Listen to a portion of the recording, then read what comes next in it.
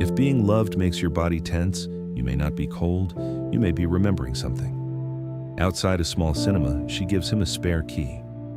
"Keep it," she says, "so you don't always have to wait downstairs." To most people, this is trust. To him, it feels like a door opening too far. He smiles.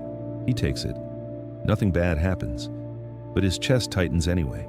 That is the part nobody sees, not the key, the alarm. For some people, closeness does not only feel like love, it feels like responsibility, a room they may not be able to leave. So he kisses her goodnight and walks away calmly. Only when he turns the corner, his breath comes back, not from loneliness, from relief.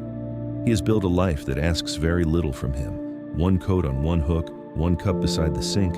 At night, he goes to the laundromat because nobody talks much there. The machines turn, the lights hum, everything has a timer, no hidden meaning, no emotional weather.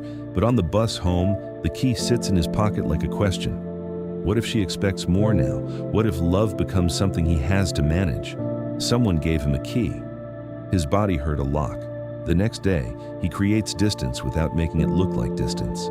He folds clothes at the laundromat, sleeves tucked in, edges aligned, everything made smaller, flatter, easier to store. This is what he does with feelings too. For a while, it works, but not every calm place is healing.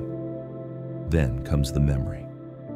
A boy, 8 years old, outside school after everyone else has been picked up. His hands are cold. A car stops at the curb. A slow stop means one thing.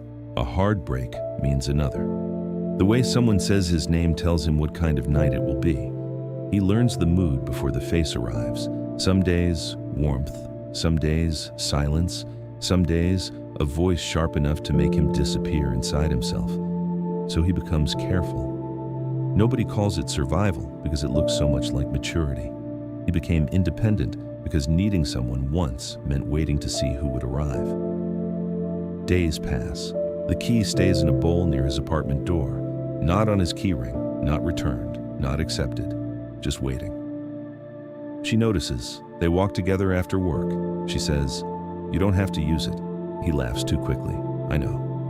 I just thought it might make things easier," she says. He nods. "It does." But his hand is closed in his coat pocket. She hears the distance inside the answer. Love offers itself simply, and he turns it into something he has to survive. She looks ahead and says, "I can feel you leaving before you leave." He has no answer, because she is right. That night, he stands in his apartment entryway. His own keys are in the bowl, hers beside them, separate. He picks up the spare key. It is too small for the fear around it. He closes his hand, and suddenly he is 8 years old again. Outside school, waiting, listening for the kind of arrival that decides who he has to become. Then the apartment returns, the lamp, the shoes, the small bowl, his breathing.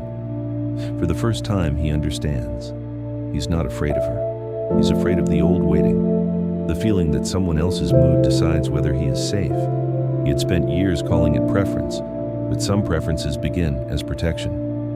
He looks at the key again. For once, it does not look like a question. It looks like a choice. The next evening, he stands outside her building. The old reflex arrives. Leave, return it later, say nothing. But this time, something interrupts the reflex. Not confidence, just honesty. She opens the door. He holds out the key. "I want to keep it," he says. "I just need to go slow." The sentence is not perfect, but it does something his silence never could. She just nods. "Okay," she says. "We can go slow." He breathes, not because the fear is gone, because he did not let it speak for him. The next morning, his apartment is still quiet. He still likes silence. He still needs space. But now the silence feels different. Less like a wall, more like a room with a door. He picks up his keys, his own key, the building key, her spare key. Then he places them on the same ring, not as surrender, as a choice. Healing means no longer letting fear decide who gets close. If this story felt close to something in you, stay with the part that learned to leave before it could be left. For more quiet psychology like this, like and subscribe. You are not cold. You learn to be careful.